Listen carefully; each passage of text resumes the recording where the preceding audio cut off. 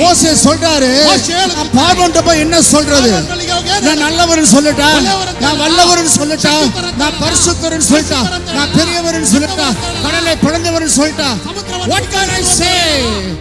ஆண்டவர் சொல்றாரு, இதெல்லாம் எது சொல்ல வேணாம். Go to King Pharaoh and say that I am that I am. நான் இருக்கிற வண்ணமாகவே இருக்கிறேன். என்னை யாருக்கும் ஓட்டு போடல, எந்த தூதரை செலக்ட் பண்ணல, யாரும் என்னை ஓட்டு போட எலெக்ஷன் கொடுக்கல. That I am the God that I am. He is not elected and he is not selected. He is God. He is God and he is God. இந்த தேவன் சொல்றாரு, உன்னை காருண்யத்தால் நான் எடுத்துக்கொள்வேன்.